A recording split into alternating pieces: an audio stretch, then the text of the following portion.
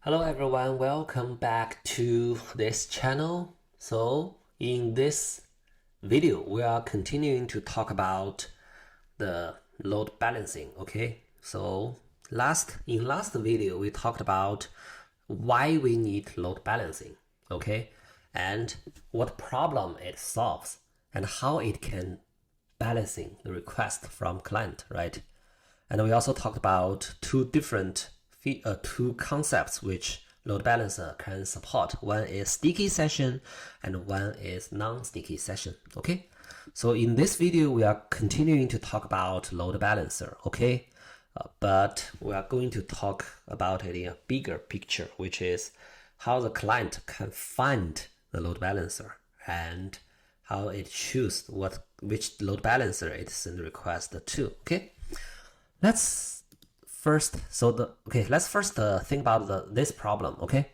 Yeah, in previous video we talked about, okay, with load balancer, okay? Now the client only needs to know the IP address of this load balancer, which is a single server, right? So it only needs to know this load balancer IP address. So the problem is, how do I know the IP address of this load balancer? Okay, so let's say you have a browser, you typed in www.google.com and you are in UK, okay? So how do you know the IP address of the Google load balancer? Who should you send the request to, right? So that's a problem, right? And another problem is that Google definitely has multiple regions of data centers, right? So let's say here, we have multiple regions, okay? Okay, cool. So let's say I have a region 1 data center and I also have a region 2 data center, okay? And I also have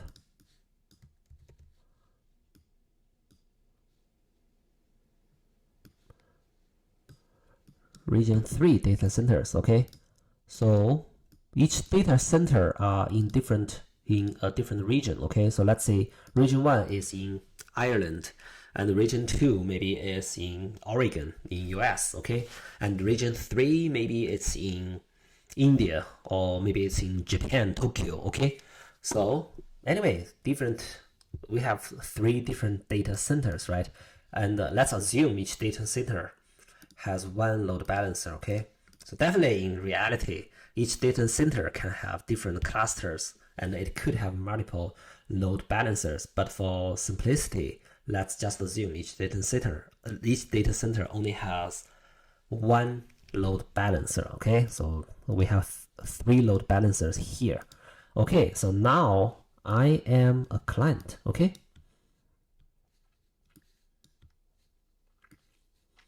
Okay, I am a client. Now I want to send a request to Google to search something, okay? How do I know the IP addresses of the 3 load balancers?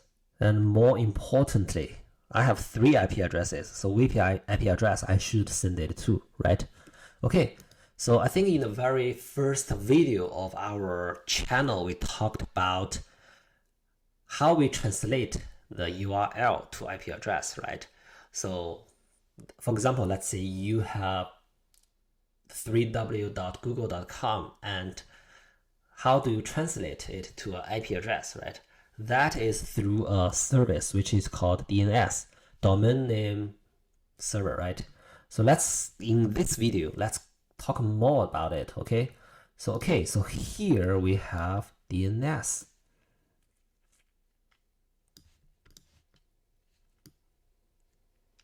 Okay, so let's say, the very first server you are going to talk with is, okay, this is called DNS resolver, okay? Okay, so this is DNS resolver. Okay, so this is also a server, okay? or it could be multiple servers. But anyway, it's a server. So, and for these servers, it's owned by your ISP, Internet Service Provider. So for example, in US, it could be Comcast, or it could be AT&T, or it could be any internet service provider, right? So when you install when you install your internet at your home or at your office, it's always set up by your ISP, right? So when they set up your network, they already give you, it's automatically, okay, it's already give you the IP addresses of this DNS resolver, right? So you don't need to map URL to this DNS resolver or something, because they are just the static IP addresses which are already pre-configured when you set up your internet with your ISP, okay? So in your client, you already know these IP addresses.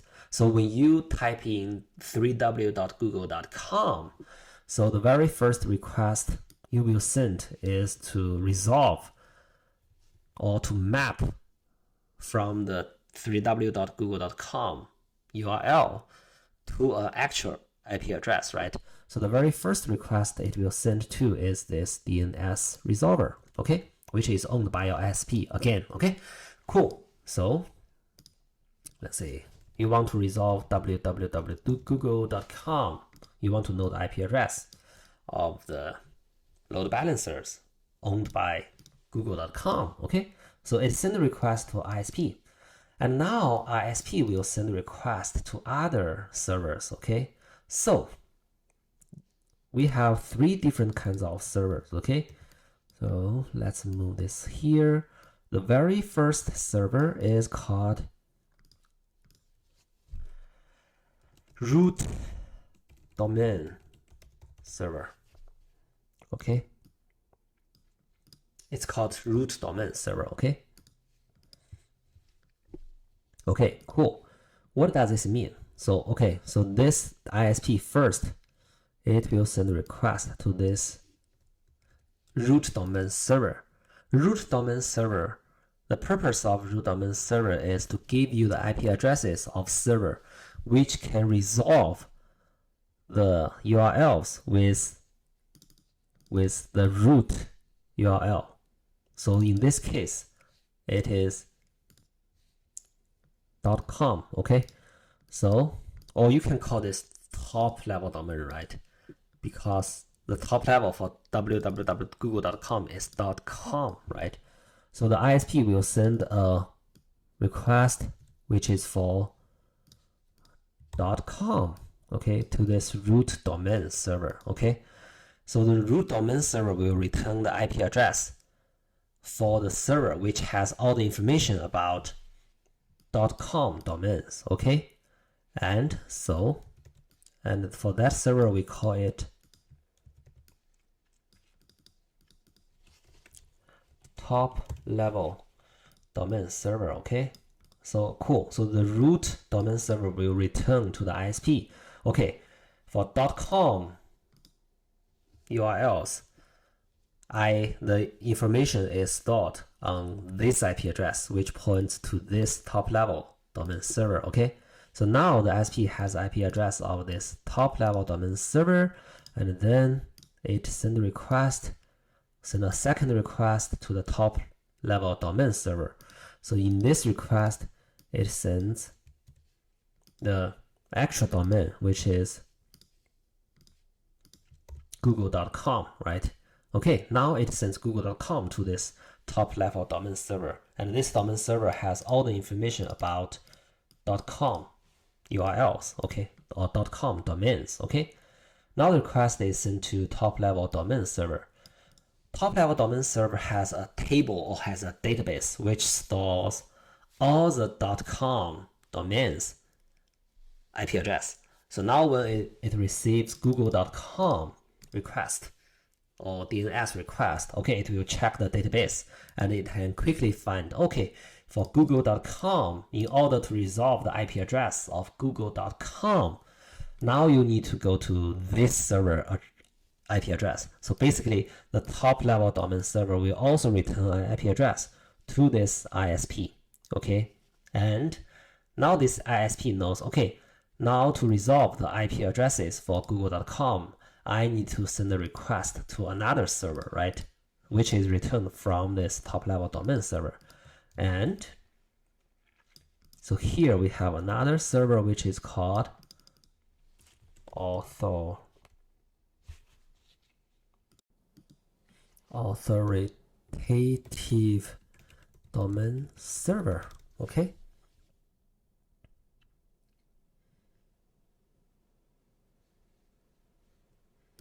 Cool. So this authoritative domain server is actually owned by Google, okay? Owned by Google or owned by our own system, right? So, and what it does is that, okay, I received this domain, right? www.google.com, which is my own domain, right? And here we stored the IP addresses of all the load balancers in our google.com system. So basically this server will return all the, okay, sorry, let's remove this. So all the load balancers IP addresses, the 3 load balancers IP addresses to this ISP. And then this ISP will return the 3 IP addresses of the load balancers to the client 1, okay? And then this client 1 can just store the IP addresses of the google.com locally in browser, okay? So next time when I hit www.google.com again, it will not send so many requests to ISP and ISP send so many requests to these different servers again, which is very time consuming, as you can imagine, right? So it just stores it locally with some time to live, okay? And once I get the IP addresses, let's say the IP addresses I get is, it's a list, right? So let's say the list is, okay, load balancer 1, load balancer in data center 1, IP address, and the load balancer in data center 2. And also I have IP address of load balancer in data center 3, okay? So this is the result I get from the ISP, which is actually from this authoritative domain server owned by Google, okay? So now I have the IP address. So now I just need to send a request to one of these IP addresses, right? So how do I choose, okay? So there are 2 ways to do this. First, I just select the very first IP address in this list and send the request to this load balancer IP address. So let's say in this case, it's the very first IP address is load balancer in in data center 1, right? So I just send the request to this load balancer. Okay, so this is the first method. Okay, another method is I can just check the location. Okay, so for client 1, I know my own location. Okay, so let's say I am in, maybe I'm in China. Okay, so I know data center 3. Okay, here based on the IP address, I know data center 3 is in Japan, which is the closest data center to me because region 2 is in US and region 1 is in Europe. So region 3 is in Japan, which is closest to me, right? So then this client will just select data center 3 and I send a request to data center 3. Okay, so this is how it does it, right? Okay, we talked about how DNS work, the whole workflow here, right? So you may ask one question: how does this relate to our topic in this video? Okay, the topic of this video is about load balancing, right? How does this relate to this load balancing? It does, because if you look carefully here, we have 3 load balancers in different data centers, right? How do I make sure all the traffic are evenly distributed into these 3 load balancers, right? So this is also a balancing problem, right? So how do we do it? So that's done through this authoritative domain server. So let's say we have two clients, okay? Now we also have a client 2, okay? Cool. So for client 1, if you remember, this is a IP address list of the load balancers I returned. This authoritative domain server returned to the client, okay? For client, and also the client 1 can just select the very first one to send the request to, right? And for this client 2, actually I can just return it in a different order. So let's say I return 3 first and 1 last. Okay, so I return the list in a different order. So let's assume the client always use choosing the very first IP address mechanism to send request to, okay? So then client 1 will just send a request to data center 1 load balancer, and client 2 will just send a request to data center 3 load balancer. And with more and more other clients, I can just return the IP addresses in different orders for other clients, right? With this, you can just say, okay, see all the clients actually send the request to different load balancers, right? Then this helps load balancing, right? So the traffic are evenly distributed among these 3 regions, right? Okay, cool. And also, maybe in reality, it is, okay, so in each data center itself, it could have multiple load balancers, right? Especially for big companies like Amazon.com, Google.com, Apple.com, they definitely need multiple load balancers, even in the same data center, for high-level availability and scalability, and also for some other purposes, right?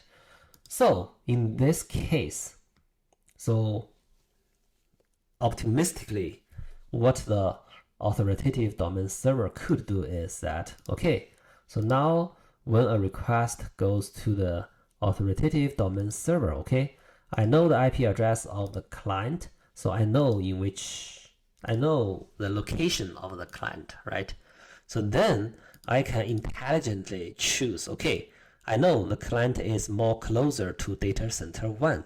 So then I will just return the 3 load balancer addresses, IP addresses to client 1. So in this case, all the IP addresses client 1 get are all from data center 1 because the client is more closer to data center 1. Okay, but here it is load balancer 1 in data center 1, and here it's load balancer 2 in data center 1, and here it's load balancer 3 in data center 1.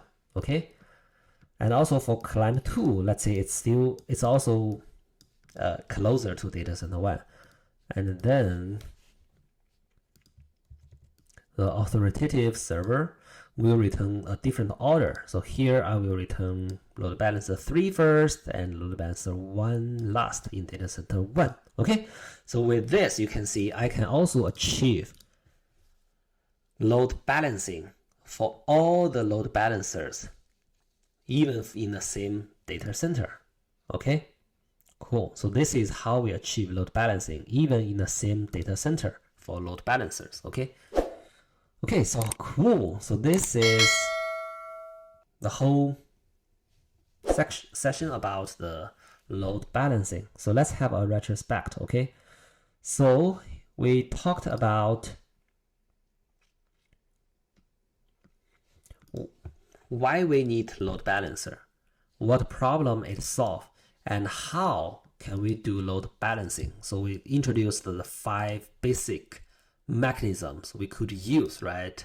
So, and also we talked about one concept, which is sticky session and non-sticky session, which can be achieved by load balancer, right? And we also talked about the DNS system, right? DNS workflow here, and how DNS could help us to balance the traffic from clients to different load balancers, right? So this is how we balance the traffic between load balancers, right? Okay, cool. Hopefully you enjoyed this video and see you in next one. And thank you for subscribing to this channel and thank you for your support.